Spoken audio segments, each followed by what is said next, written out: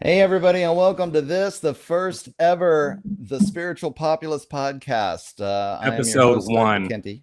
Episode one, joined today by my good buddy, Leandrew Dixon. We have been we actually met each other. We were part of the Thrive marketing team, and now that Foster Gamble has decided to reduce his workload down to a personal blog, we had nothing better to do than to keep the movement going by starting something else. So Somebody has to carry the torch. somebody has to carry the torch. Foster's still around. Yeah. Hopefully, we'll have him on actually sometime in the near future. But we just wanted to have an introductory episode because we've come up with this concept called the spiritual populist. We're starting basically a news aggregate website, www.thespiritualpopulist.com. And we're trying to give you news and information from a different point of view. So often, the concept of populism has been focused on the sort of right-wing, conservative, Christian populist, Christian nationalist movement. And I think most people have it in their minds that that's what a populist is. And yet I know, and we know from the Thrive movement, from working with Foster, from all of the people that I've associated with in the past, all of the news sources that I've gotten, that there's really a completely different perspective out there that draws from indigenous sources, from Eastern philosophy, from a lot of other places besides just the Protestant Christian tradition. And so we thought that it would be a good idea to set this up, to have this news aggregate site that gives you news and information that's outside of the mainstream, that's from this populist perspective, but that doesn't come from this Christian patriot perspective that you're kind of fed in the news, in the dominant left-right paradigm. Constantly, it's this conflict between sort of the progressive left and the conservative Christian right, because there's a lot of us out there that think very differently from these very solidified niche groups that compromise a real simple left-right paradigm. So we're hoping to start giving you that alternative perspective today. Leandrew, do you have anything you want to add just as an introduction? Yeah, absolutely. So, we just live in such a polarized and divided time, and it's by design, actually. This has been going on for ages, right? The notion of divide and conquer is such an old technique used by people that seek to control the populace, right? But kind of a lot of our modern iterations of that kind of started to like spring up after like the Occupy movement, for example. That's when a lot of us started to notice the shift happening, where you had the Occupy movement that united people across the political spectrum, people across races, right?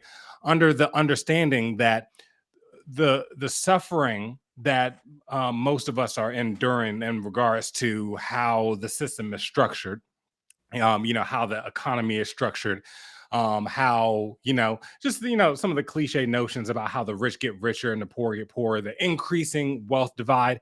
A lot of this stuff is just perpetuated by a small group of people at the top. And so during the Occupy movement, you had this realization and this understanding, again, across races, across political divides, red, blue, didn't matter, right?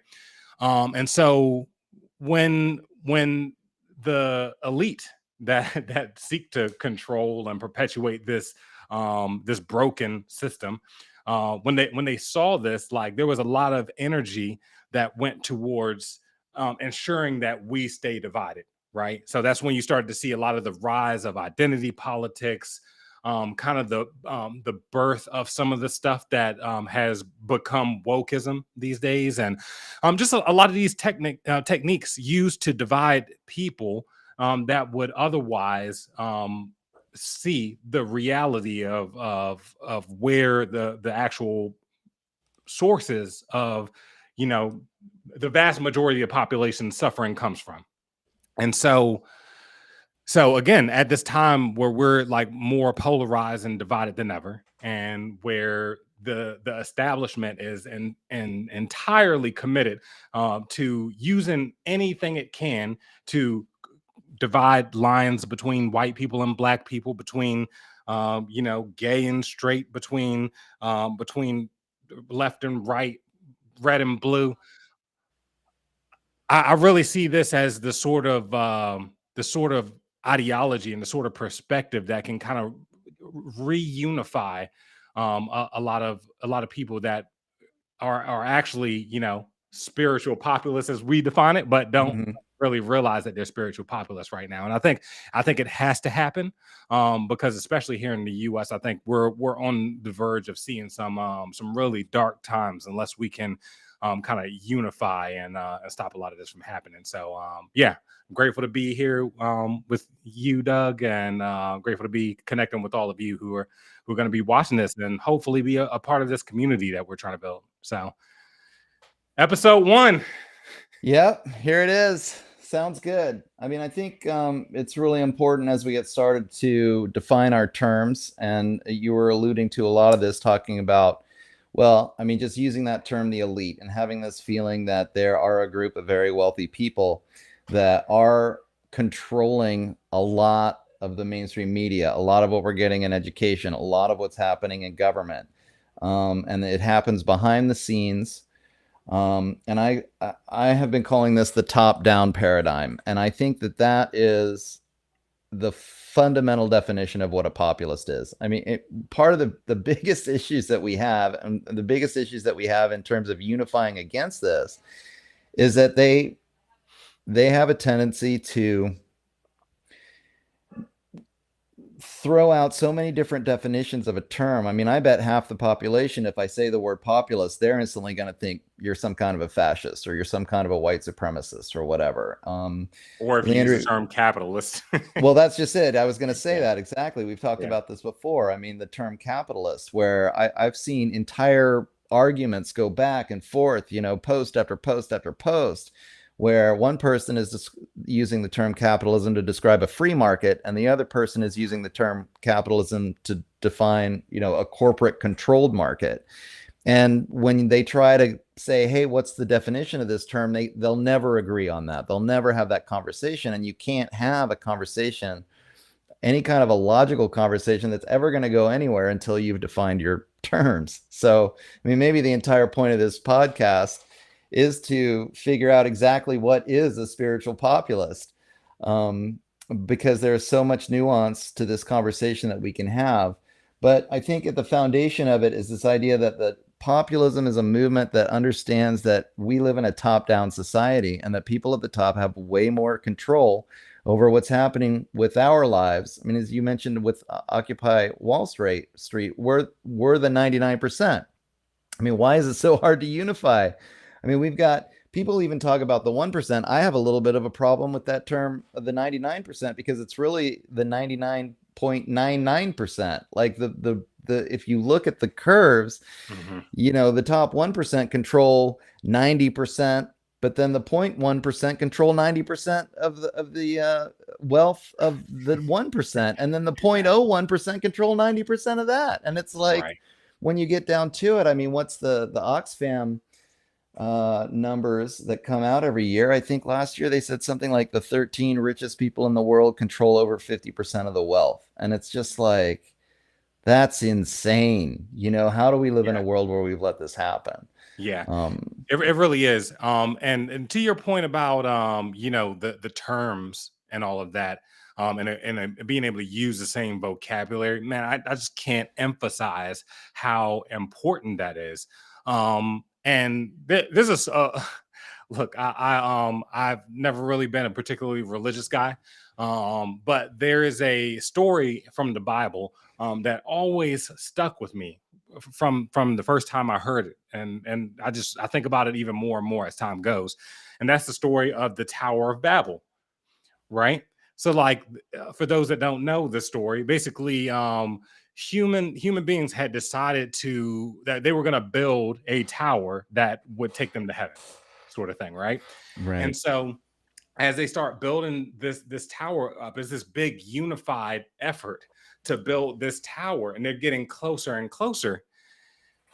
And so basically, God confuses their language.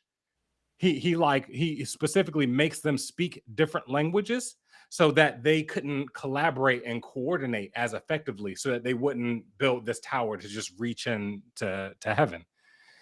I just find that so interesting. And this is kind of used as like, one of the origin stories of how humanity supposedly came to speak different languages, right? That's Hmm. part of its purpose that it serves. But I can't help thinking about that story and thinking about how, in the same way that these terms are being confused and weaponized and distorted and manipulated, so that we can't have conversations, just as you described that we're having trouble doing. We can't have these conversations, and we can't unify to build as a united populist anything that can stand against these the small handful of global elites that are trying to control the entire world, right? Yeah. So I don't know. I just think that story is just a beautiful way to illustrate the importance of like having a shared language and unifying around at least being able to have a shared vocabulary, so that we can begin to talk about how to find common ground, how to solve these problems. Yeah, for sure. I mean, that makes me think, and when I think about the spiritual part of the spiritual populace, the term patriarchy, which is something that's been come up over and over again, especially in the last 5 or 6 years, and again, always fighting against, I think, the Christian left or the Christian right, excuse me, or the Christian populist movement. This concept of Christian nationalism. I think it's easy to fight against uh, the conservative Christian movement because it has these elements of patriarchal. I mean, clearly it's a patriarchal philosophy, right? Mhm. And so we're having these conflicts between those who are saying that they're fighting the patriarchy and then the Christian right that is being accused of being patriarchal.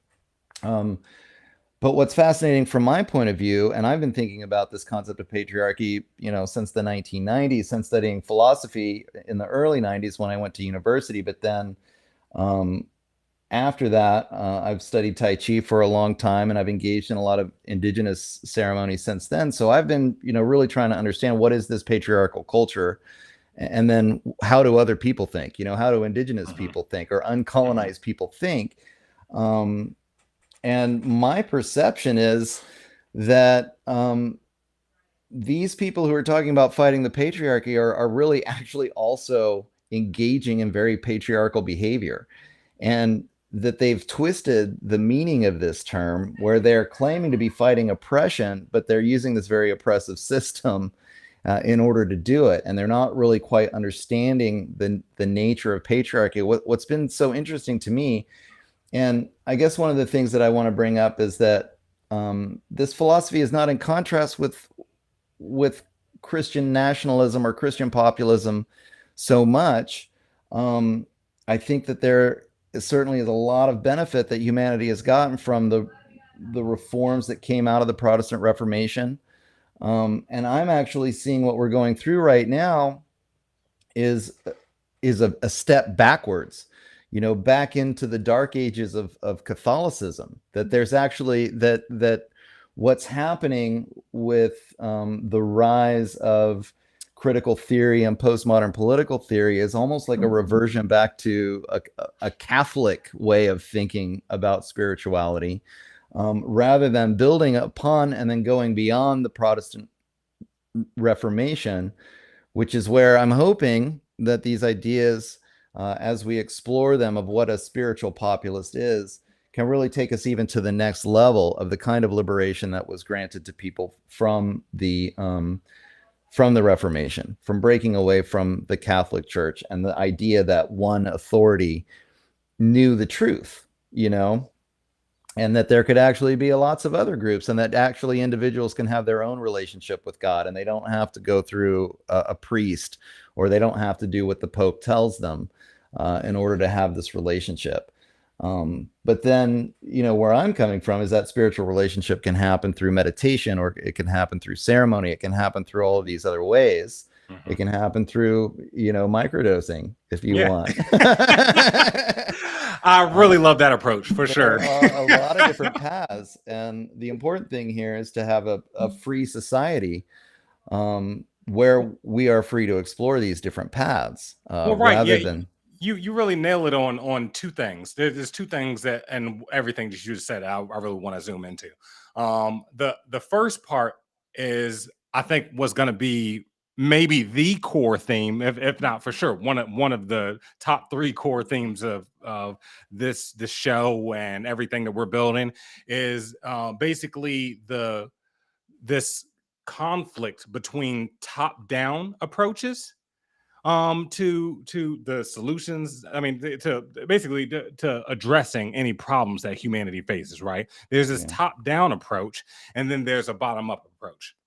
And like, populism in general is marked by bottom up approaches, whereas you know, this globalist control agenda that most of that we're suffering through right now is marked by a top down approach, as well as some of the the the Catholic kind of top down oppression that we lived through in the 80s and 90s, sort of thing. And their kind of urge to enforce their morality over everybody else from this top down approach.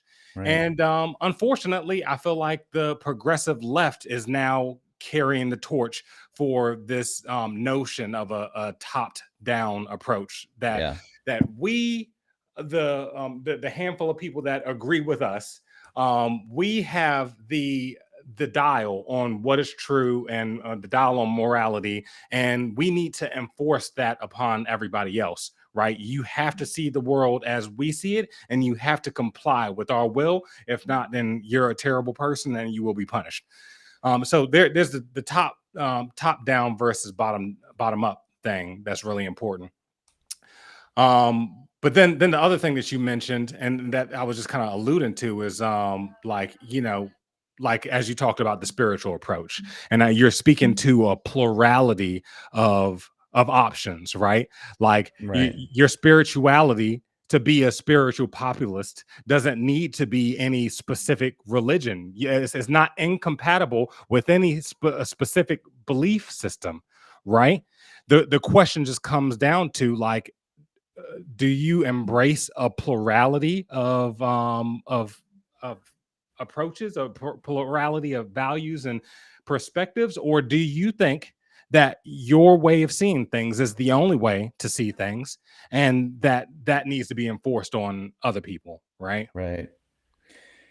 Yeah, I mean, it's so important what you bring up. I mean, two different points here when you talk about the bottom up approach. And I think that the only thing that we really have to agree on in order to solve this problem of elite control or upper class control is decentralization of power. And this is, I think, it's just so simple. If we can just stop arguing from this perspective of left and right, and like you're talking about, and hating each other because we have these different perspectives, can we empower our communities and then just have these conversations at the community level? So, empower the cities to make these choices, That'd but be don't great. empower the state or the nation state, or, and of course, this is where they're going, the world government, where even a few people at the top of this pyramid then make the decisions for everybody in the world based on, they're going to claim that it's scientifically proven, but it's always what science proves seems to really benefit the few over the many, doesn't it? Well, yeah, and this is one of the many side effects. Man, that's so on. And this is one of the many side effects of the centralization of power, right? Because when you centralize power, you create a throne. And where Yeah, you create a throne, you create a fight for the throne, right? right. Because like, the all of the tension you see between left and right in the US, for example, so much of that would fade away if we lived in a more decentralized society, sort of thing, where the power was more in the hands of local communities. and then to a lesser extent, but and this at the state level, and then to a lesser, even lesser extent at the federal level, right? Like, I Yeah. mean, the federal government was never intended to be as big as it is today, right? And so when you have a federal government that is as big and powerful as ours is, you create so much of a fight, because now it just creates this game theory where, like, look, there's a huge gun in the room, right? And whoever wields the gun gets to tell everybody else what to do, right? And so if I don't want somebody telling me what to do, I need to get control of the gun, right? And it's kind of like a metaphor to explain how all Yeah. of Yeah. this like unfurls. But yeah, like if we really lived in a decentralized society, as we both want, where things are much down to the more local level, you would have areas that have more blue values and areas that have more red values and everything in between, right? And there wouldn't be as much of a fight, because people would just be able to go where they are able to align with the people that agree with them, right? Right. And know that somebody that doesn't share their worldview isn't going to be able to force their worldview onto them, right? Yeah. Yeah. Yeah, I mean, the concept of decentralized power, it brings up for me, first of all, when you talk about the fight for the throne, when you have a centralized power system, like there's no, this was always my biggest issue really with the concept of communism, right? They want to centralize the means of production, but the people are going to own it. And it's like, well, okay, but then you've created this big throne, which is the entire means of production of the entire, culture that is controlled by this communist state. And of course, people are going to fight for that throne.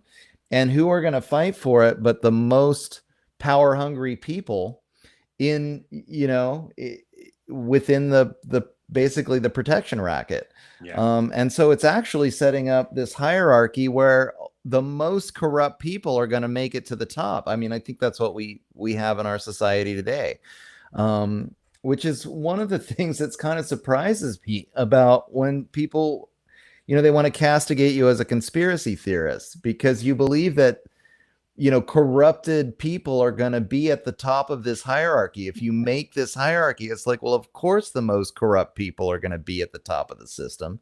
And then, of course, those people are going to be conspiring against the rest of us, right? I mean, it's the only way that it makes sense. I mean, once you centralize power, you're already setting yourself up for this disaster of having the most corrupted people fighting for the throne, and the rest of us that just want to live our lives and make a living and raise our family, we're going to get screwed, which is what's going on. I mean, that's what's been happening for 2,000 years now. Really, when are we going to get sick of it? Well, yeah, seriously, like, when are we going to learn our lesson? Right? How often do we have to keep doing the same cycles over and over again to think that, like, we need the ability to shake this up and do something different, and that's one of the reasons I'm so excited about this perspective, as well as just the prospect of decentralization and wanting to unite people around this principle of decentralization and voluntarism, sort of thing. The notion that all human interactions should be voluntary, which sounds obvious until you take a step back and realize the ramifications of that, and that for anybody that's not already a libertarian or anarchist, the notion of force-based governance is inherently a contradiction of the notion of voluntarism, because we are all being forced to comply with a set of rules set by this government, whether we agree with them or not. And it's just, that's no longer a sustainable. I mean, it may have served a purpose way back when, to get us to where we are now, but it's not the way for us to move forward. And honestly, like these days, governments cause more problems than they solve. Like, name one problem that you think government solves, and there's a Yeah. good chance that it causes more problems in that realm than it actually addresses. Well, it's amazing actually how many people know this about government. When was the last time that it actually solved a problem? When was the last time it actually helped the people? You know what? You Um, know what? I will say, I will give you one example of the last time government solved a problem. They just voted, and it hasn't gone into effect yet, but they just voted last year to get rid of daylight savings time, which is the best thing government has done in my entire lifetime, at least. I So know, right? government has one win in my lifetime. Get rid of daylight savings time. So when have they done something that wasn't a previous action of government Right. that they're just undoing to make things better? I know that one. That one was crazy. We're the government, so we can just change time whenever we feel like it. Like, Oh, it's crazy. I know. I'm not actually holding my breath. We'll see. We'll see if we actually stop having to change our clocks next year. 2024 is apparently the year everything changes. Oh my God. Let's hope so. Well, I did want to speak to that concept of the non-aggression principle, because this is when you do take it to its logical conclusion, and it it's like you're talking about, it's such common sense for everyone who realizes that, like, yeah, I mean, you don't force other people to do stuff, right? You can't use violence to make people, to control other people. This is not an ethical behavior. Mhm. But it's kind of sets up a contrast between this foundation of ethics or virtue, and that moral dualism that you were talking about previously, which is that impulse that so many people have, that if you don't think like me, then you're a bad person or you're an Mhm. evil person. Mhm. And so we're looking at two different value systems here, and I think that that's the cause of a lot of the conflict that we're seeing.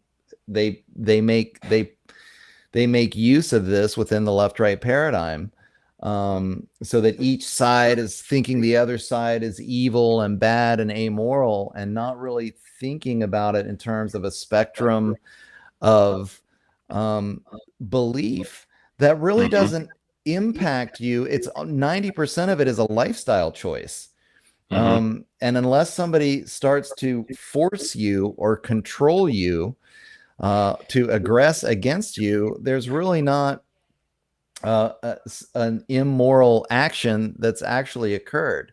And I wish more people would understand that. I mean, we're living in a world now where it seems like half the population wants to censor you over a microaggression that you may not have even known you committed. Yeah. Yeah. Yeah. They're looking at the most sensitive people who are getting offended by, um, a statement that, from your point of view, it didn't hurt anybody, Mhm. but it hurt somebody's feelings. And for that, you become an evil person. And because you're evil, they are allowed to aggress against you. They can censor you, they can put you down.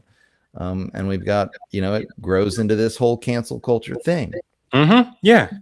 Absolutely. I feel like the whole COVID chapter really helped illuminate a lot of this. But then also, like, just to kind of show where some alliances are naturally being forged of people that are spiritual populists, but don't yet know the term spiritual populist or Right. identify with it. But like, so yeah, I mean, you saw during the lockdowns and with the mandates, there was, Yeah. the mainstream media tried to paint this as a right wing thing, again, in an effort to divide and conquer, right? And to try to pigeonhole people and to color this a certain way so that they could control people. But ultimately, this was not a right wing movement. Don't get me wrong. Like it ended up being more conservatives than liberals, due to a lot of this conditioning that Right. throughout the entirety of the COVID saga kind of were against lockdowns and mandates and all that. But I mean, especially early on in the beginning, you could see the kind of like disparate coalition that these aggressions really, because I mean that's really what it was. It was an aggression upon us.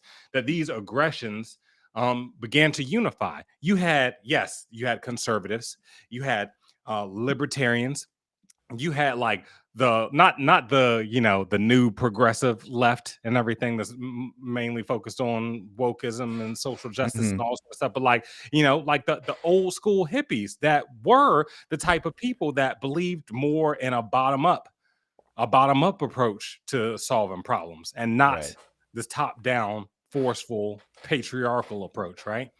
And so it was so interesting in those early days before a lot of the conditioning really started to set in, to like kind of see all of these people that were like from different sides of the political spectrum, but were aligning around number one, that we weren't going to tolerate this top down approach, and number two, that we own ourselves and we deserve to have the freedom to live as we see fit, insofar as we're not harming another, right? If you want to, if you want to like stay locked down, or if you want to go get the jab or whatever you want to do, you do your thing, Right. and that's fine. But don't force me to do your thing, right? Yeah, I mean, that was the thing about the COVID lockdowns that actually shocked me, was that I realized how few people, I mean, I knew that it had been going out of vogue, but the idea that human beings do own themselves and that they have the ability to make choices for themselves, and this is kind of I mean, it's individual sovereignty.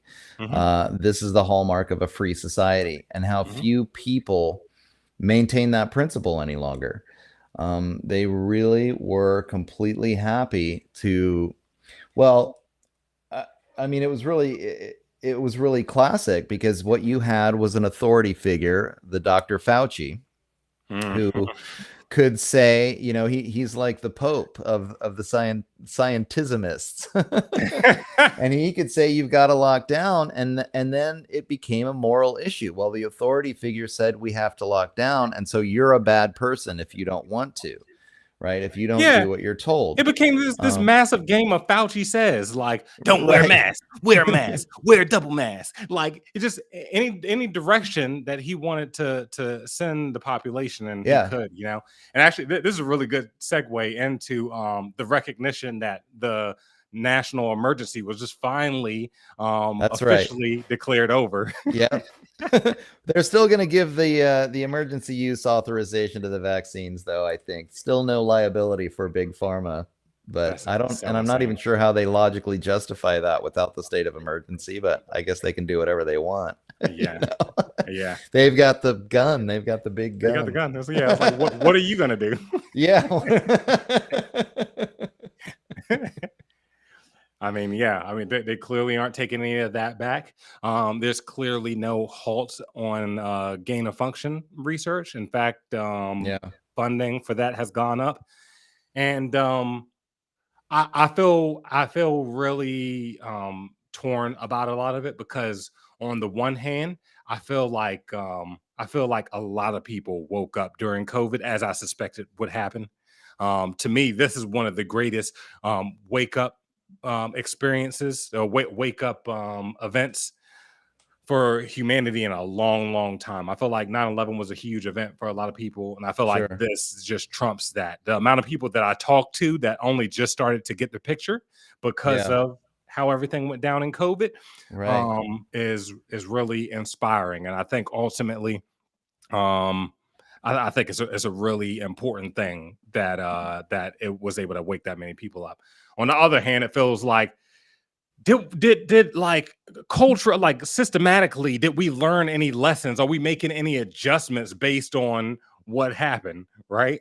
Yeah, I mean, that's just the thing. Like, at what point, and this is where I think the only way through, I mean, there's only two options, right? We can unify and stop this, or we have to exit and build. I mean, these are the only two paths forward. We can either Yeah. become completely self-sufficient and independent as, Yeah. individuals, as family units, maybe small communities, being able to just leave the system and be far enough outside of the middle of nowhere that, the government corporate complex can't come and take all their stuff. Hmm. And I mean, even that, these guys have drones. I mean, these guys have nanotechnology. Hmm. I mean, my God, the stuff that they're working on these days, in terms of setting up a control grid. We've got the CBDCs coming down the line where they can tell Yeah. you how and where you can spend your money. I mean, that's going to be a difficult road.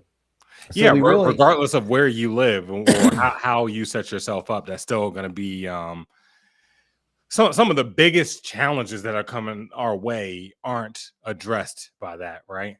yeah, And of course, I mean, like, there's a variety of ways to exit and build that aren't all revolving around, like, buying a ranch in Texas and, like, growing your own food and stuff sure, like that.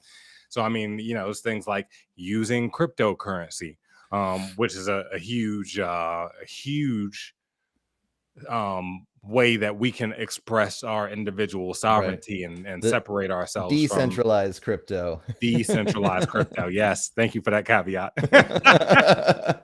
Thank you for that.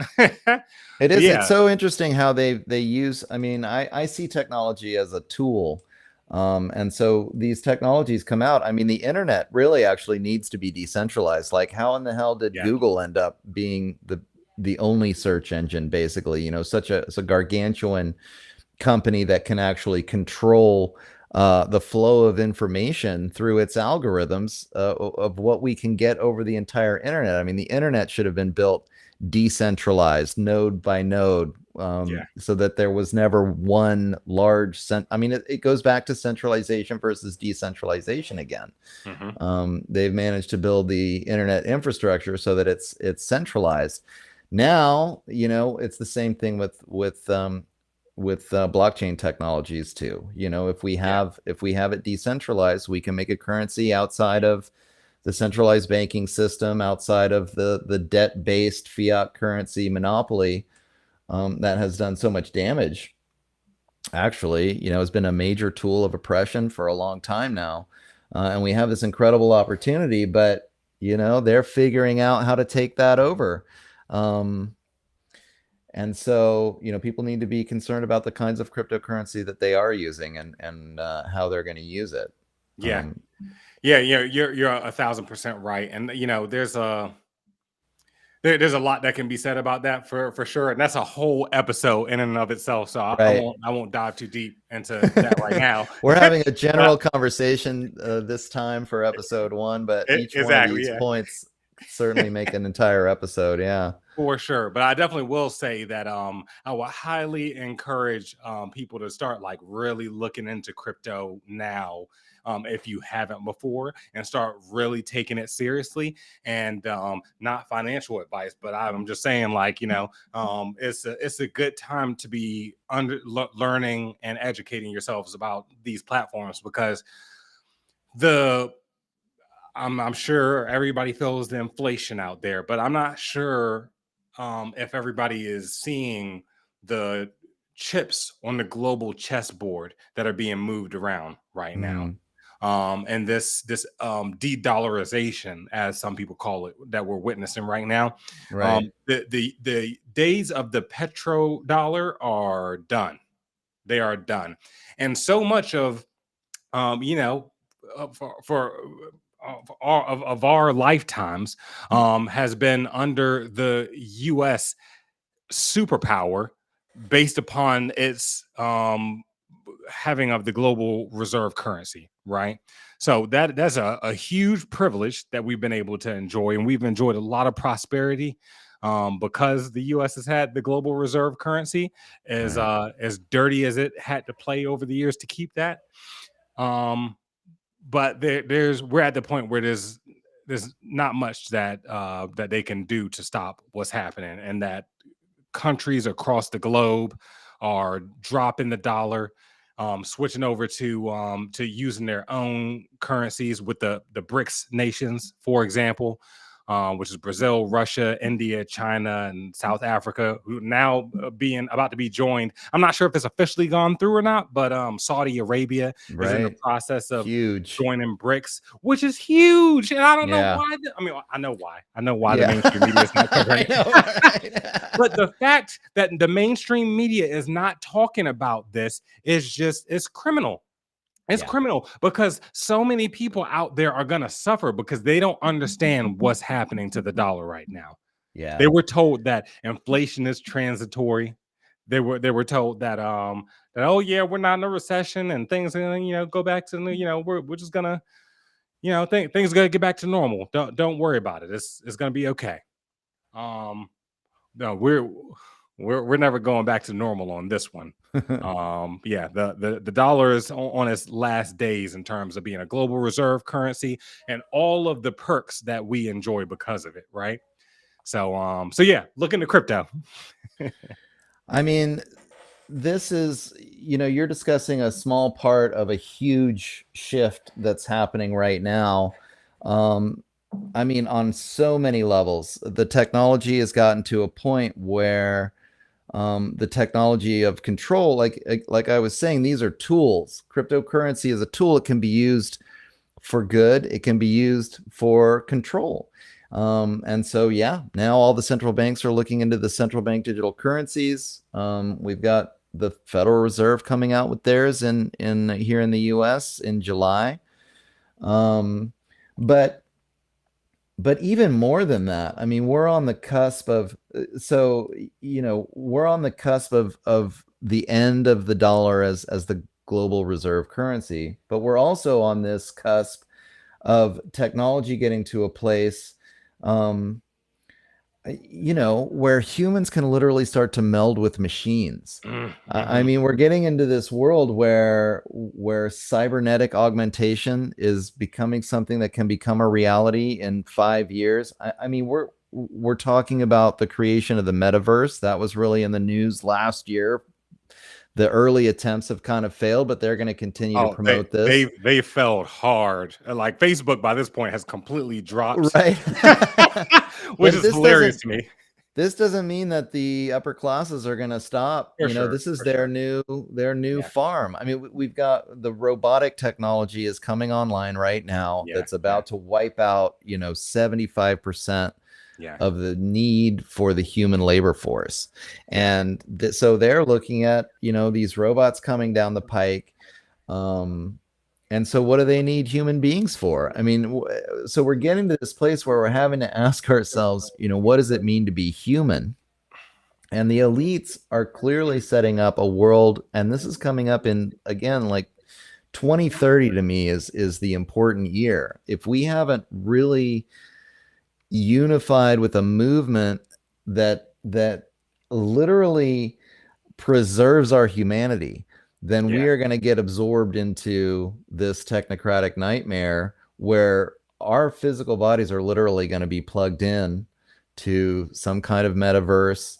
Um, and the notion of free will is basically going to be, out the window. We're not going to be making choices for ourselves anymore. They're not even going to need to have the digital currencies or electronic fences, the social credit scores. I mean, Yeah. we're getting slowly lured into just having a port at the back of our brain that plugs us in, and we sit on our couch all day and we get Well, fed slop intravenously.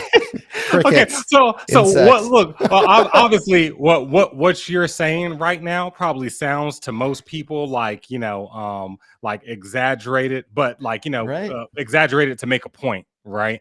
But no, literally, there are people within the World Economic Forum specifically that have Yeah. promoted this idea at their last day. Oh my God, it's just so crazy the times we live in right now, Yeah. because we can watch what these people are talking about and they are just so full of themselves and they feel so emboldened and Right. like indestructible that they are Yeah. just telling us these sorts of things to our faces, right? Like There was a woman that did a presentation at this year's Davos meeting where she was basically talking about. I wish I had the video queued up. I didn't know we were going to go here, but Right. you got to go find this video. This lady she's talking about the notion that we'd have brain interface devices, right, that would be able to let your employer know like, you know, what your brain waves look like at the moment, like if you're focused, if you're unfocused. And they gleefully lay out the scenario where there's a woman in her cubicle working, and there's a coworker that she's attracted to that's sitting in a cubicle near her, right? And so she's listening to her favorite song and she's feeling attracted to this coworker, and it's causing her to be less effective, right? And Right. so it notifies her employer that basically her brain waves are too excited, sort of thing, right? And the notion is that, like, they didn't explicitly say this part, but it's like the notion is that they would have the ability to control that, right? And to be able to like put you back in check and, like, you know, Sure. like put your brain state back to a functional, obedient, focusing on your work level. And it's just so mind-blowing that these people, they're like literally, and she's bragging that the technology already exists, and Yeah. they're all just clapping and celebrating. And it's just so crazy that these people are actually just admitting this out in the open. And it's just one of those things where this is another huge theme of life on the planet right now, is this unending effort to make life more safe by giving away freedom, right? Sure. And This is the hook. that's always the hook, that's always the rationale, right? And nobody, besides, you know, people like us that are already like thinking about this stuff, most people don't ever draw a line and say, Yeah. okay, look, I'm willing to go this far for safety and no further, right? People don't draw that line.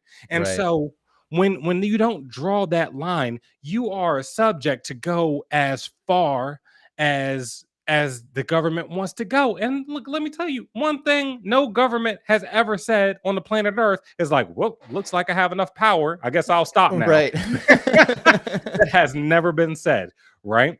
They will literally drive this to the point where they have a joystick plugged into the back of your neck and are controlling your every movement Yeah. in the name of safety, if you It's let them. it's all about control. I mean, I've gotten to a place where, you know, for a long time for me, it was about it was about politics, and then it was about having rational, logical conversation about politics to try to make positive change. And then I realized, and especially with COVID, is that these people have learned how to control.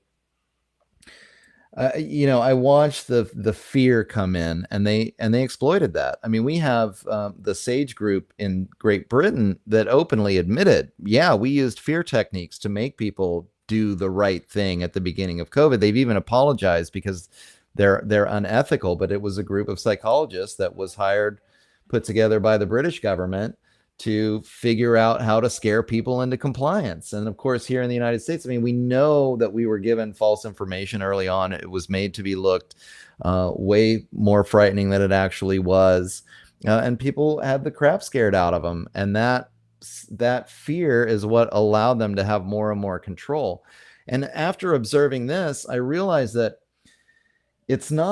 I can't use like logic to analyze this stuff anymore. It's more about using psychology and understanding human psychology, because that's how they control us. I mean, they can control us with violence, you know, boots on our faces. But that's number one, that's expensive. Yeah. And number two, you know, it's overtly aggressive. So it's pretty easy to be like, I don't like having a boot on my face. I'm going to fight back. Mm-hmm. But using these psychological techniques, they're able to really mind control people. And this has become the focus. And so then I kind of took it from observing that to starting to analyze the whole thing more like in terms of a dysfunctional or toxic relationship. you know, Yeah. like, or a toxic family system Yeah. Yeah. where you're looking at the narcissistic parent, or the Hmm. controlling father, and then the controlling behavior is always the red flag. I mean, I'm starting to look at red flags instead of like, false misinformation. Oh my god, that's misinformation. It's more like it's a red flag for me when somebody is like yelling at me about misinformation without being able to look at the, tell me Yeah. why it's misinformation, or even look at the sources that I'm giving them. It's Or like, even provide that's their a red own flag. sources. Or Yeah, even provide yeah, their own sources, you yeah. know? Hey, Dr. Fauci said, man. Yeah, Dr. Fauci said it's not a source. As much as Yeah. people want to act like it's a source, and as much as he claims that he's the science, Right. yeah, yeah. But I yeah, know no, that. man, you're so right. And in fact, like I've thought about the same thing a lot. Um, Unfortunate reality that I've definitely known a few abused wives over the course of my life, and Sure. you know, I I've noticed the parallels between a lot of their mindsets and how most people relate to government, right? Yeah. Like Yeah. no matter how much you're abused, no matter how much it beats and belittles you, no matter how much it gaslights you, like they're just continuing to think like, oh, it'll get better, and it'll, Right. um, feeling like this is just how things are, and that it can't be changed, and feeling like they deserve it. Um, yeah, it's really sad, man. It's really sad, especially these days when it's starting to become more and more costly to blindly obey the government, blindly obey the establishment. We're definitely in a time period where like those sorts of things can actually cost lives. Right. Obviously, we're streaming out to all sorts of platforms right now, so like this, got to be a little careful with how I phrase things. Oh yeah. But there are a lot of people that have been harmed during the COVID saga that shouldn't have been harmed, and a lot of people that lost their life that didn't have to lose their life if they had looked beyond the Yeah. establishment for how to respond to these challenges, right? I mean, like even I mean, there's so many different things. Even from the beginning, before I knew about any sort of alternative treatment, the fact that nobody was talking about being healthier in general, like Right. just losing weight, exercising, getting Yeah. sunlight and vitamin D, that was one of the best things you could have done Right. for COVID. But because the establishment hid that, they deliberately hid that fact because they wanted to coalesce people around the one solution. And so even before that solution was even available. And so if people lost their lives um in pursuit of this one solution when there's a lot of other things that could have been done, it's a Yeah. really it's tragic. It's It tragic, and it's it just my shows the understanding. cost of blindly following the establishment. Right. It was always my understanding that the consensus of scientists believed that treating an infection early was a good idea. And all of a sudden, the consensus changed, I guess. Yeah, yeah. Apparently, I mean, it's just, all I don't know. all sorts of consensuses changed. Like, what is a case? That changed, right? Right. Oh man, I mean, we could just go down the Yeah, litany of yeah, outrageous yeah. statements and issues with all of that. But it did work. I mean, if you have questions about the COVID narrative, then you might be a spiritual populist, Yeah. right? Because Yeah, yeah. and that should make people question these authority figures that are telling us what to do. Mhm. And really what I kind of want to get back to the psychology of it, because I think we can get into, what can we do about it? I mean, my concern right now is like, right, the Mhm. next scary thing that happens, then they're just going to blow it up, and we're just going to watch again The 90% same of the formula. people just, oh my god, I'm scared, and now I'm doing whatever they tell me. Yeah. And that's what, like, we have to figure out how to get people to have the emotional and mental fortitude to not just be impacted by the fear mongering, and then I don't even know. It's like it triggers something in the human brain, and then with the left right paradigm, Mhm. all the mainstream narrative has to do is scare people and then split us up between the left and the right. One Mhm. side thinks this, the other side thinks this, and if you're wired Even to if those identify. things have nothing to do with the inherent political values of either side, it Right. can have nothing to do with that, but they will create a red blue dividing line. I mean, You I know, just Yeah, I mean, that's what's just so crazy about it. I wish people could wake up to it. I mean, so many people identify with this left-right paradigm and they have their team and it just doesn't matter. And like this new Ukraine war thing is mind-boggling to me.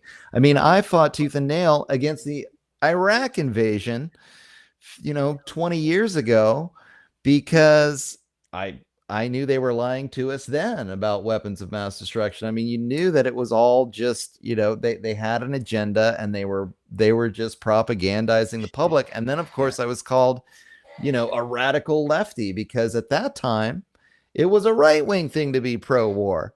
oh And yeah, now, yeah, 20 yeah, years later, it's just outrageous to watch. Well, apparently it's left-wing now to be yeah. pro-war in the Ukraine. They were just able to like flip-flop the Complete pro-war political pole shifts. propaganda. And well, I identify as left, so I was against the Iraq war. I Now know I'm for the Ukraine war. Oh, I exactly. identify with the right. I mean, you It's just a think how complete they tell political you. pole shift. Complete political pole shift. Yeah. I mean, on both that topic and the topic of, for example, big pharma, right? Like Yeah. in the 90s and the 2000s, early 2010s, like that was such a leftist perspective to be against big pharma, right? How Right. how did we how we just completely flip? What happened? Yeah. Right? But yeah, I'm sorry, I probably just derailed you. What can we do to like psychologically prepare ourselves and other people for that next scary thing that you're talking about? Yeah, I mean, I don't know. I really, I mean, once you like again, when I was younger, I thought we just make our arguments better. We just do a better job of engaging in logic and reason, and the truth will rise to the top. And now I'm seeing that the psychological, I mean, we know these guys have spent billions of dollars. I mean, they have it, psychological operations that are military grade. This fifth generation warfare now that's a hybrid of actual warfare and psyops. Right. And these things are being implemented now. I mean, that's just what people. I think so many people don't understand the level of the refinement these technologies in psychological manipulation, that the military industrial complex, I mean, since World War One, they've been just pouring billions and billions of dollars into this. I mean, maybe the first step is just educating people like, hey, you are being manipulated. Like, Yeah. I mean, you've got to get, I don't know. I mean, one of the things that the left right paradigm does is it makes people, I don't, I mean, I remember when I was indoctrinated into the left right paradigm. So I remember that I used to believe that the government was, represented sort of the left or the socialist, and then the corporations sort of represented the right or the free market is how they put it. And even as I became more and more of a voluntarist, um, I kind of clung to this notion that corporations were somehow a part of a free market or something. I mean, it took me a little while to like have a revelation that like we're dealing with a corporate government system. Like Hmm. the colonial imperialism has always been a public-private partnership. Yep. I mean, that's God. And so it's like the way that we get taught in school the left right paradigm, and it's embedded our belief in how history moves. I mean, most, if you're left wing, you think that the corporations are evil and the government is the solution. If you're right wing, you think that the government is evil and the corporations are the solution. And really, ever since there have been colonial empires, they've always been a corporate government complex, a public-private partnership Yeah. that has driven this whole thing. I mean, one of the things drives me nuts about the dialectic, this feeling of that history moves from, capitalism into late stage capitalism into socialism, and then into communism, and that this is somehow like a scientifically proven movement of history.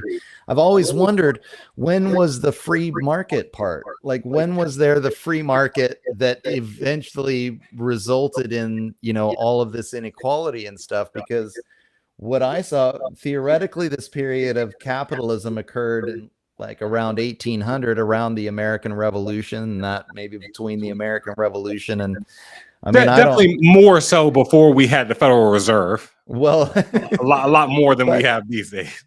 but the fact is that even back then, I mean, Right. the British East India Company, what was Right. that? That was a Yeah. transnational corporation, and that was what they were using.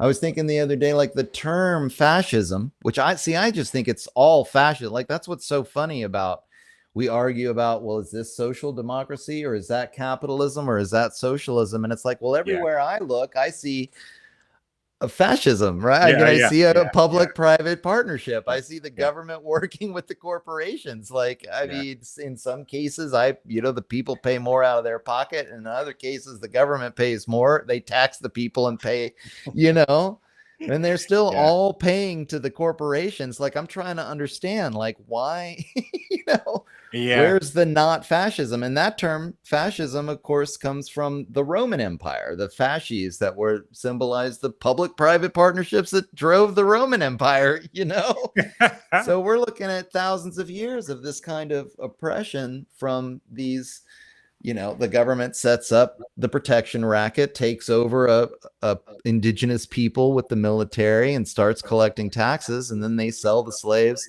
to their private partners, or that, they sell the labor of the newly colonized people, or the resources that they're extracting from the land that they've stolen, to those private entities that have cozied up to corporate connections. And that's the same way it works today, right? I mean, it's the same way the government's working right now. It's like nothing, there's no progression, from like capitalism to socialism. Like, it's always it's been because look, so here's one of the mental models that I operate with, right?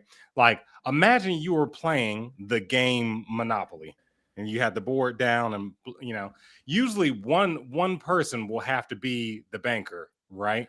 But that person, they don't get to make the rules or anything. They have to issue money as it's set up in the rules and blah blah. Well, unfortunately, we live in a game.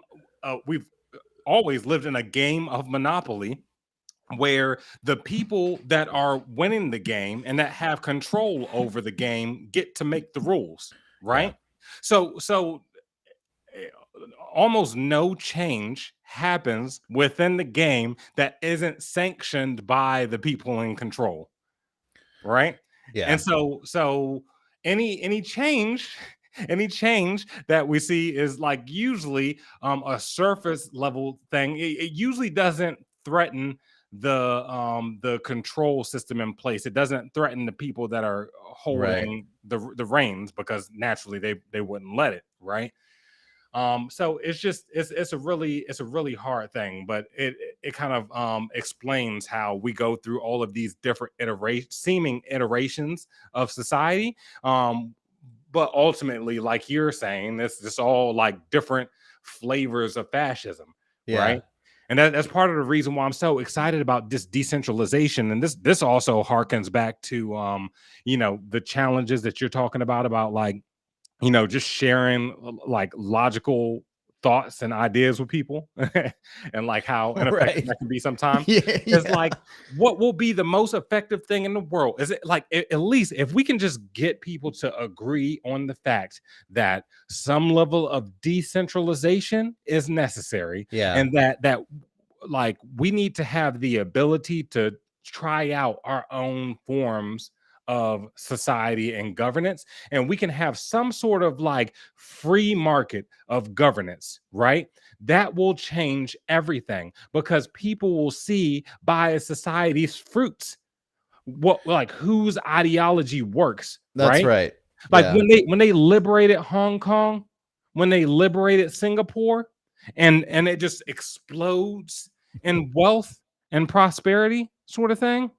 Like, yeah, I mean, we would see that on a whole different level if we had the ability to actually, like, can you imagine if like the whole like libertarian freedom movement or whatever you want to call it, like if we had the ability to like pool resources and actually be able to start our own society somewhere, right? If Oh we had that man. ability, the argument wouldn't matter. You Right. would see how you're living, and then you would see how we're living, Yeah. and Yeah. yeah, that there would be enough said. You brought this up earlier too, and if power was decentralized and one place was particularly authoritarian, you can just move to the city next door. You don't have to, move out of the country or, Hmm. if there's a world government where the whole world is under the thumb of these people, there's going to be nowhere to move to. So, I mean, you're kind of seeing it right now with people moving out of California and New York Yeah, in droves. I mean, they're just tired of living in the squalor. It's not working, yeah, and yeah, you'd think that they would kind of come to realize after decades of slow deterioration, that these ideas just don't work. But I wanted to touch on something that you talked about, how the rulers make the rules of the game, right? Because this is something that kind of has strikes me. I mean, you've got the corporate system right now is pushing this transgender thing really hard. We saw the corporate system basically fund the Black Lives Matter movement, and we've seen for decades now. I mean, the progressive movement or these left wing socialism and even communism. hmm Like, do you think they would be allowing these things to be taught in schools if it was a threat to the system? Like, these people think that they're liberating us from patriarchal oppression because of these philosophies. And then you follow the money and you find the billionaire class has been funding these philosophies for decades. And it's like, well, do you really think they'd be promoting this stuff? Conversely, can you even, is there, I mean, I could probably count on one hand the number of Austrian economists that are taught at the college level, Oh yeah. in terms of economic theory. How many, why they never teach the Austrian school, Hmm. Yeah. they never teach alternative populist history. They call it conspiracy theory. Hmm. And they make fun of you if you're reading, these these revisionist versions of history that don't conform to their left right paradigm. Yeah. And so you got to be like, why is that? Maybe it's because these are the real threats, you Hmm. know? Yeah. Maybe socialism and communism are just different forms of fascism. I Yeah. mean, I mean right? The corporate system's that's not going exactly it. anywhere. That's exactly it. I mean, Yeah. because it's that same thing about how yeah, like they are trying to lord over a transition to a new society that fundamentally does not disrupt their power structure, right?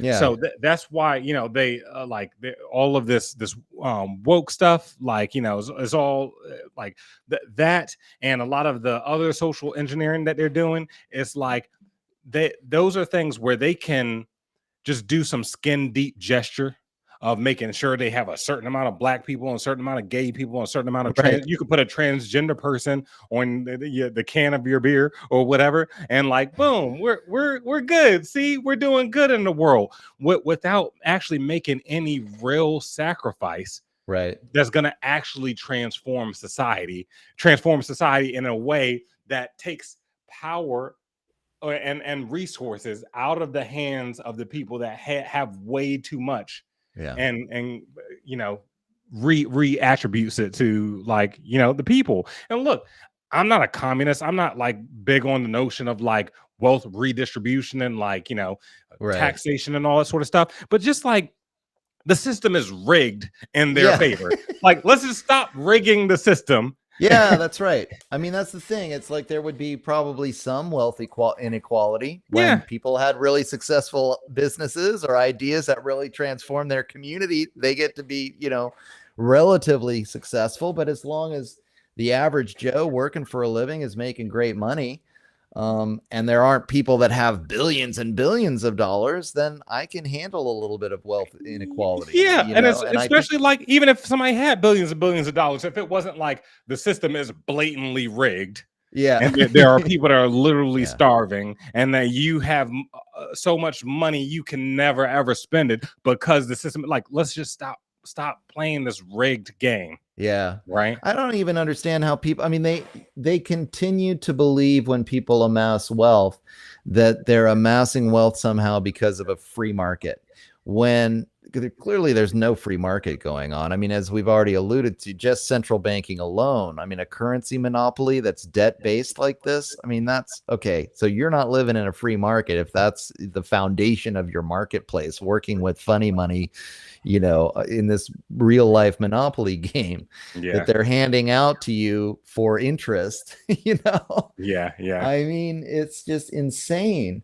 yeah. um Well, I mean, yeah, like but yeah, it's just again, none of the transition that's happening right now in terms of like the corporate and governmental adopting of like woke policies and stuff like that, it doesn't actually threaten the control system. They'll right. continue to have their central banking and their fiat money, funny money Ponzi scheme. Yeah. They'll continue to bomb other countries. They'll have a rainbow on the bomb, and like it'll be the first transgender person to ever bomb kids in the Middle East. It'll be Right. celebrated, and yeah, like things will continue on as they've been going because none of this, all of this is a superficial surface level thing that they've coaxed people into Yeah. thinking is real change. That Yeah. just the same way, like, I kind of highlighted the Occupy as around the time where a lot of this started to happen. Sure. And go figure, it was around the time we got Obama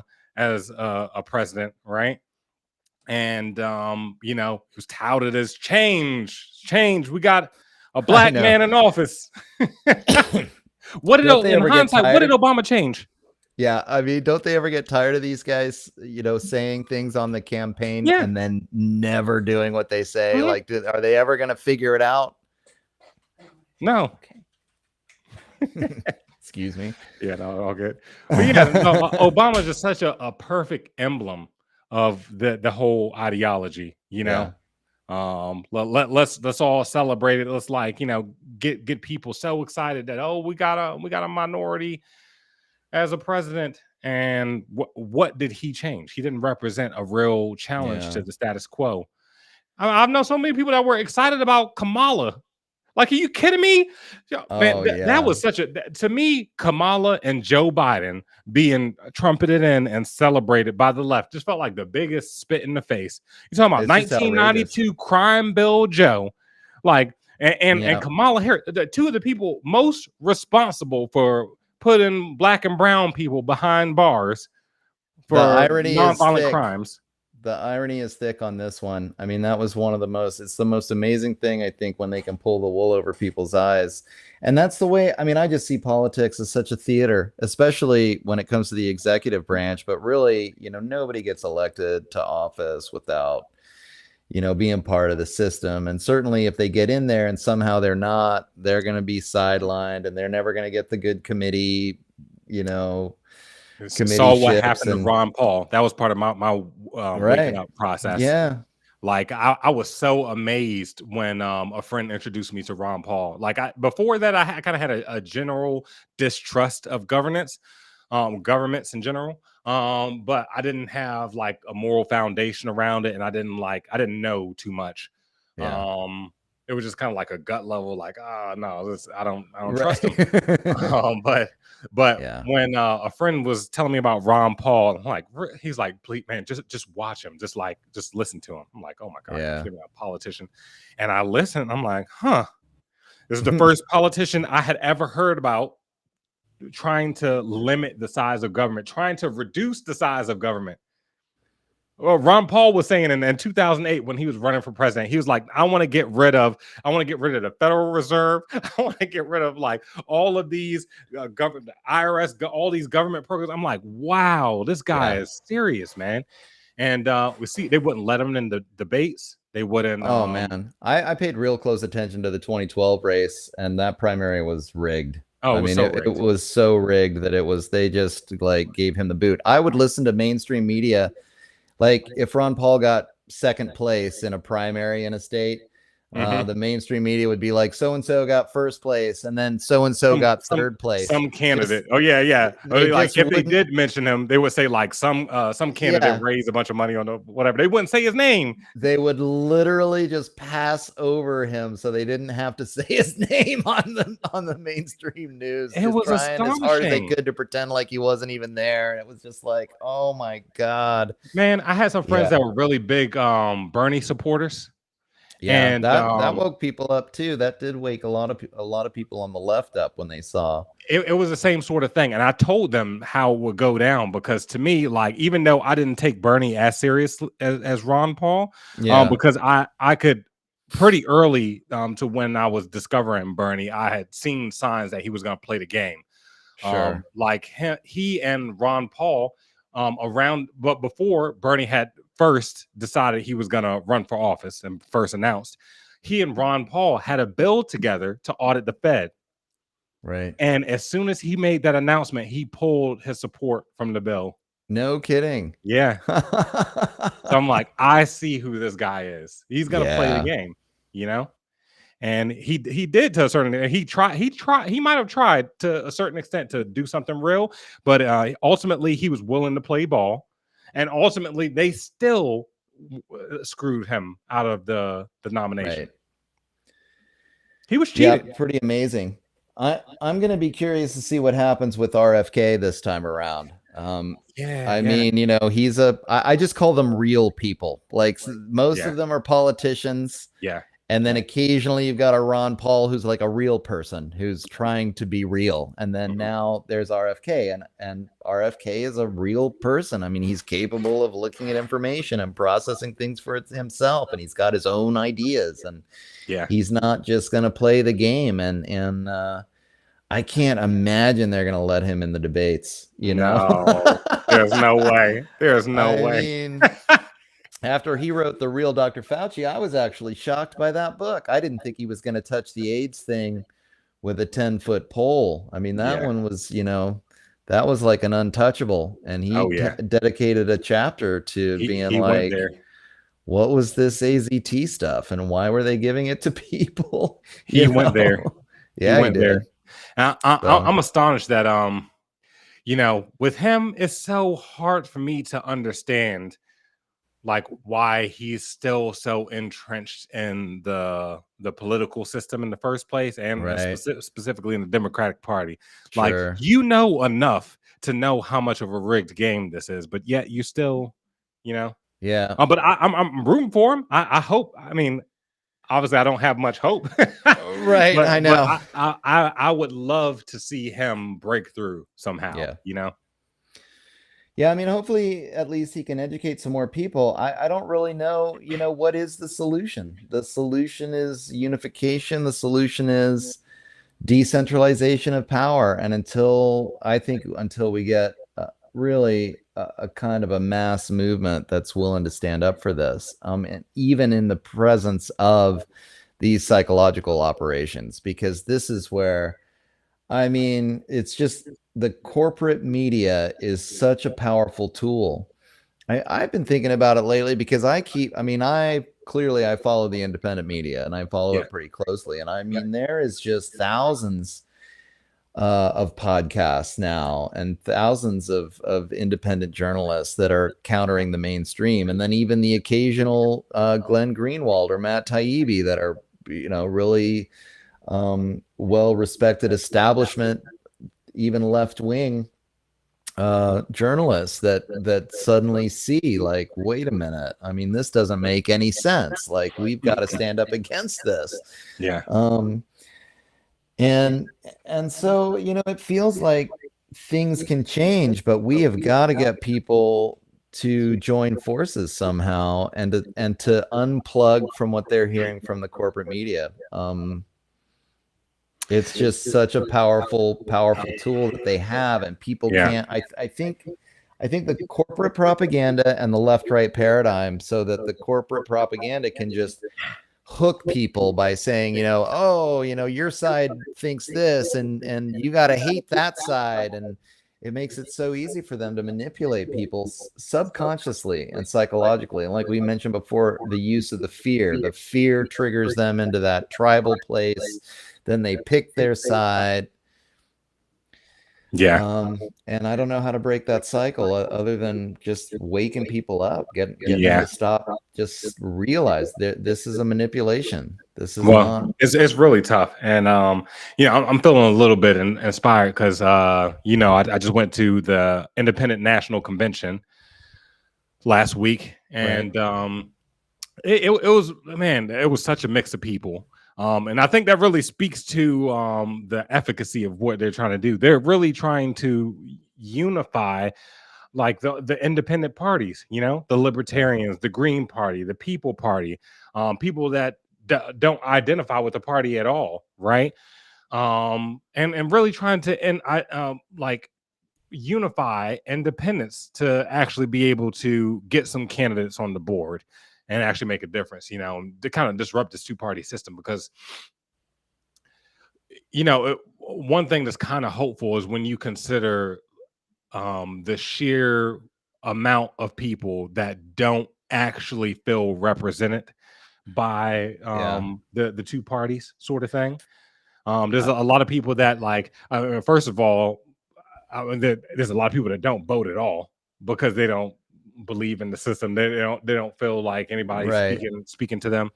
And then there's a lot of people that aren't really happy with their party. They just feel like it's lesser of two evils, right? Sure. And then, of course, there are a lot of people that are just independent and or libertarian, and that I really identify with that. And so, if we can kind of like get one flag going for everybody that feels dissatisfied with the system, especially in these days of record low trust and faith in government and the mainstream media, I feel like we could have a majority. But it's just like, can we make that happen? How can we unify? Yeah, I know. I mean, I was actually surprised to find out. I mean, it's been years ago now, but the way that politics is framed in this country, you think that it's like, we're fighting this 50-50 game, and half the people are Democrats and half the people are Republicans, but it's really like 30% are Democrats and 30% are Republicans, and like, the other 40% are really do identify as independent, and are just like praying to God that something else comes along, and it should be something that we could tap into there. I don't know. We have to, because I think if either Biden or Trump get in office, America's done. Yeah. I know it's probably a hot take, and I hope I'm wrong. I don't want to be right, but I feel like America's done. I feel like it's done for different reasons. I feel like Biden and his administration just drive things into the ground themselves. I don't think Trump would do a whole lot to like ruin the country himself, but the response to him, and the friction that he causes. And I don't really feel like I tend to think of Trump. I mean, we can have an entire episode dedicated to controlled opposition, but Trump was the one that started the state of emergency about COVID. Trump was the one that did warp speed. And without Trump, could they have done all this censorship too? I mean, they totally used him and fake news and misinformation to justify, censorship across the board. So he was a tool for for a lot of these, changes that haven't been good. And I feel like, I mean, even if he's kind of a useful idiot, or if he's just in on it and, riding it, I don't know. I don't necessarily. I definitely agree in the Trump derangement syndrome phenomenon, where it was just dangerous. Outrageous how people started thinking he was some kind of fascist, white nationalist, Nazi, neo Hitler. I mean, I saw people just melting down, you know, and so I know. I It's don't like know. the things that people are willing to do. Like, I mean, especially, yeah, I don't know. That's a whole separate rabbit hole. Don't want to go too far down, but yeah, it's just there's a I'm no fan of the guy. I do not like the guy.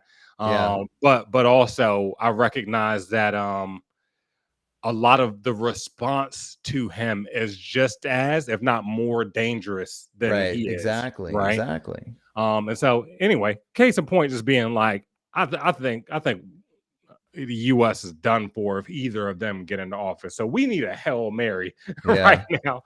And You you know, know, when it actually comes to the United States, I mean, I don't even know. I tend to agree with the theories that some have proposed about how the upper classes, I mean, they prefer the Chinese system.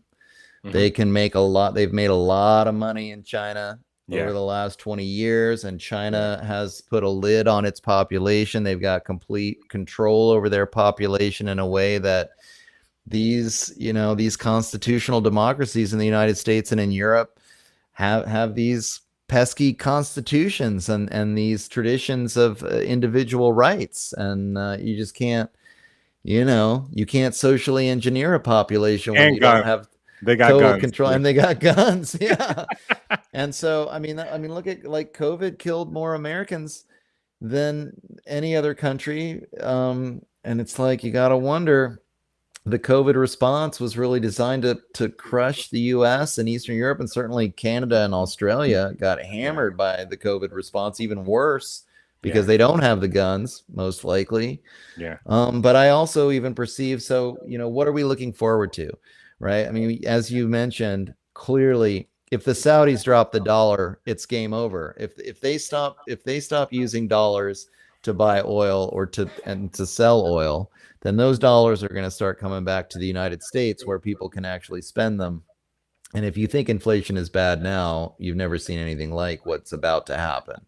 hmm So that's an economic crash that's just waiting to happen. And now, I mean, God, I mean, these wars, the Ukraine and then China, like, are they just setting us up for a third world war, yeah, which it sure looks like.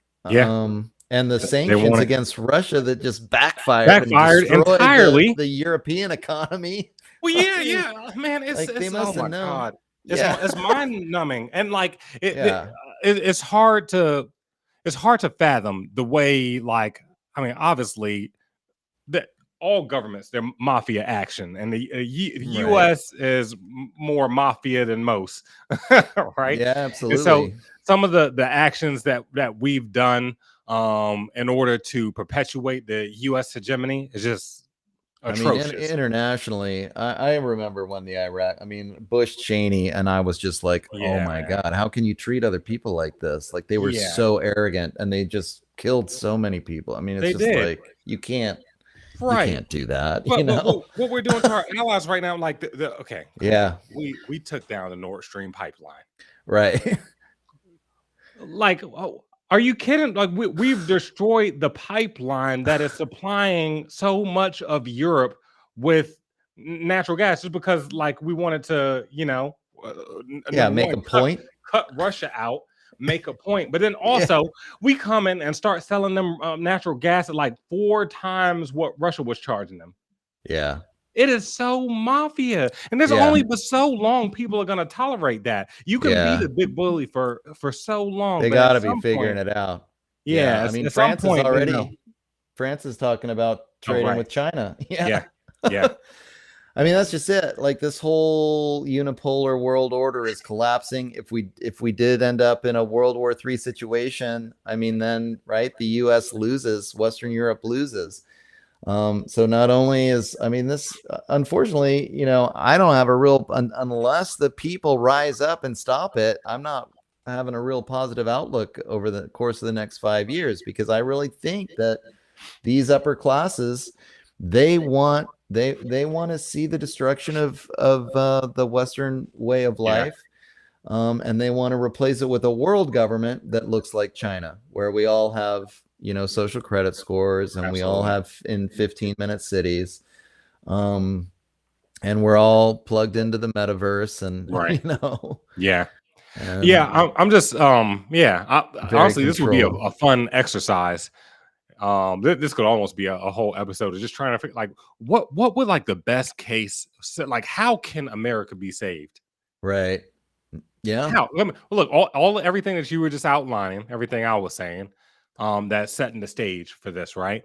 And then considering that we're like 30 plus trillion dollars in debt, that we're like more fractured and polarized than ever. Like what can save it? What could turn it around? Yeah. I know. I mean, it would be, I don't know. I think that if there was some kind of a massive push for decentralization, if there was a tax, a tax revolution, Yeah, actually, yeah, is a tactic that, if most people just said, we're not paying taxes this year, yeah. I think and that would be we could great for strangle the them people. out. Yeah, no, I love But that as an approach to like us as the people trying to address the government and like using that as like a revolt. right, But yeah, I still just like if we did that, that puts even more like economic pressure on the national debt and like all yeah. the foreign holdings of bonds that are being dropped right now, I right? do think that if the currency was liberalized and a real free market in currency kicked in and we Mhm. didn't have to use the Yeah, US dollar, right. that would go a long way. True, true. Just Yeah, right there. actually, yeah, that like the government would suffer, but if we got Right. enough, if the enough of the people were using cryptos and stuff like that, we might be able to. If if the United States, like right now, so many technologies are classified that could actually change the world. I Yeah, mean, if not completely free energy technologies, which I think are out there, but at least lots of technologies that could really make energy creation way more yeah, efficient and way yeah, less expensive. yeah. Decentralizing the energy grid so that we all had, plenty of cheap power. I mean, these kinds of That would things be can transform. fantastic. I mean, the Yeah, U.S. spends $1 trillion a year on the military. Why don't we cut that down to 200 billion? yeah, Like yeah. every other country, Right. and that frees up just billions and billions of dollars. I mean, so I don't know, There's and the drug war, right? I mean, and yeah, free yeah, the yeah, bro. people. Yeah, yeah. It's like in the drug war, free all nonviolent drug offenders, bring all the troops home, get rid of the Yeah, entire foreign empire for yeah, sure. yeah. And that would start to fix things. I mean, So especially if you much pair it with productivity. like there's some people calling for almost like a CERN kind of initiative in regards to AI sort of thing where like so there's the whole AI moratorium that's happening right now with all these big people and from big tech companies, a lot of AI developers and like people in government calling for a pause on AI, Right. which is a whole rabbit hole to get down that I don't know we have time to right now. But one thing I will say is that there's a few people that really get it and that are calling for like some sort of collective initiative to build open source models Right. that we can release to the people, right? And Yeah. like have like the level of productivity increase that we would see if we had open source language models that like we Right. came together and built something better than GPT-4 sort of thing, but open source and like teach people how to use it and like just really have this like unified Yeah. cultural effort to like utilize this technology and put it in the hands of good people that are going to do good things with it, right? Yeah. Because this is one of the reasons why I feel like this issue of the AI situation is so important is because it's just another one of those that where there's a top-down approach that's being called for that I think is really dangerous, and then there's a bottom-up approach that I think is better, right? So there's so Yeah. much energy going into trying to restrict the technology, and restrict it into the hands of companies like Microsoft, who have shown themselves to be so trustworthy Right. and for the people, right? Yeah, I mean, Um, I totally agree with you about the bottom up models. I mean, everything, if you're a spiritual populist, then these bottom up models are the way forward and not these top down models. And that's, so many people want to blame the technology. The technology itself is bad. Well, we just shouldn't have AI at all, or we just shouldn't have blockchain technology at all because it can be used. If it's used in this top down model, it's going to be a really powerful tool for, bad people to do bad things. But but what if we use it in the bottom up approach? yeah, that's just it. I mean, I right? think it kind of reminds me of another big major change that I think we can make, which I actually feel that intellectual property wouldn't be a thing without government to enforce it. Yeah. And so that way anybody could basically and intellectual property actually is a reason. First of all, it hides so much of the technologies, or between intellectual property rights for corporations and then classified technologies for military, then all the cool tech is kept from us, Yeah. But it also, it provides these people to have all these proprietary technologies that then even when they do make them, they have a monopoly on them, and then, they control everything about them. But if the whole internet and then the whole the software behind it was all open source, which I think in a free society it would be, then we're looking again at this decentralized model where it's all open source, and everybody who wants to be into programming is double checking and triple checking to make sure that people aren't ripping us off, or people aren't stealing our data, or people aren't, everything would be out in the open, completely transparent. I mean, this is the world we could have. Just as you're talking about how the internet was never supposed to be as centralized as it is. And look, even Tim Berners-Lee, one of the inventors, right? Like he's said the same thing. It said like he's working. I don't know if it's still going on because this is a few years ago where I was seeing him building something, but he was trying to build a new like decentralized approach to the internet. I remember that. Anyway, this is like. Yeah, this is like an approach. I mean, this is a chance to redo that in regards to this AI stuff, right? Right. Yeah. And knowing that the internet should have been way more decentralized than it is, and the harms that have come from it being so centralized. Like now, if we can just take a step back and just like look at this with fresh eyes. And like not look, of course, like let's be cautious and let's like make sure we're not gonna create a Skynet, right? But like let's focus on a decentralized approach, making sure that we get this technology into as many good people's hands as possible, because everybody's like so concerned about like, oh, what will a bad person do with this? Well, if you restrict the technology too much because of what a bad person might do, you eliminate the opportunity of what a good person might do that technology, right? Yeah.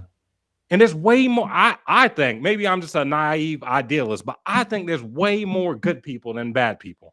Well, that's what's so fascinating about the fact that we're in this world today. I mean, we're in this world today because good people aren't doing enough, and good people didn't do enough. I mean, really a long time ago, because this system's been being perpetuated for a long, long time. And it's like, why is that? Because everybody that I know, the average folk they want to be good. No one wants to be evil. It's kind of, and going back, maybe a little full circle to the beginning of the conversation about, they created this throne, and now the worst among us compete for the power of the throne.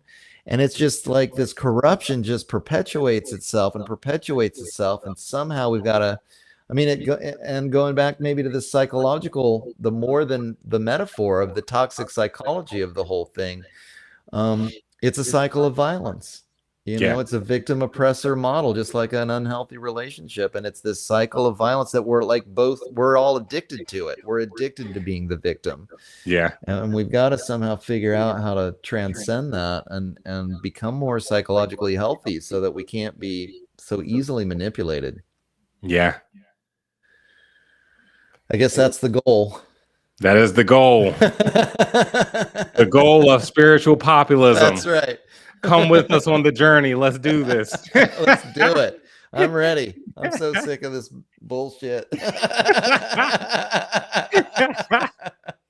Seriously, man, I feel you. Well, yeah, that's probably a good spot to go ahead and wrap it up. Is there anything you want to end with? Yeah, I mean, I think that's it. That was a good segue. We covered a lot of points today. I'm happy that we were able to have a good solid hour and a half conversation about the fundamental principles behind the concept of spiritual populism. I think that with each and every episode, we're going to help to hone and define what this concept is. I mean, I'm hoping that we're going to create a really big tent. Um, even though there are differences between the perspective and the typical sort of Christian nationalist populism that most people are familiar with, I think that we're allies. And I think that we're allies with, I think of people that are on the left who are on the left because they feel compassionate and tolerant because they believe in diversity. I think that they should be thinking about spiritual populism too. I mean, I think that people are they're getting manipulated into believing, as we said earlier, believing in a philosophy that, like, right, if it was actually a threat, if it was speaking truth to power and it was a threat to the current patriarchal power structures, do you really think they'd be letting you think this way? Do you really think you wouldn't be being censored? Do you really think they'd be teaching it to you in your university classes if it was a threat to them? And the answer is no. So I hope you start looking at some of these ideas that are being censored and asking yourself, what are they afraid of? Because maybe what they're afraid of is actually the solution to most of our problems here. Yeah, absolutely, man. That's so on point. And yeah, there's going to be a lot of things, I'm sure. I'm sure there's things we mentioned today that some people might disagree with, and there's always going to be some things. Sure. But ultimately, I feel like most of us really want the same thing. We want to be happy and thriving in abundance, and we want to be able to like live our lives as we see fit, and if we can begin to unify around that and have real tolerance and diversity. I don't mean diversity in the sense that, like, oh, here's somebody that thinks just like me but they're a different color sort of thing. Like, I mean, like, people that think differently Right. than us, and like try to Different cultures. Like, I mean, that's culture. another episode, but we should have on what is real diversity, What right? is It's real not just diversity? about skin color. No, it's not just about skin color. Seriously, that's where they want to keep Yeah. you. That's what they want to keep you, like, skin deep, shallow level, kitty Right. side of the pool. Yeah. So yeah, I think most of us want the same things, and if we can kind of unify around those, and really unify and do something really strong and constructive and make a stance, that hey, we're not gonna tolerate lesser of two evils anymore. We're not voting for evil, period. And so Right.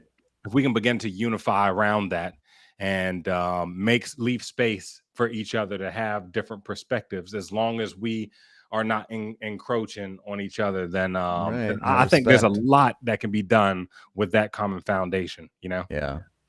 Yeah, I mean, humankind is at a precipice, and we've got to make a choice. And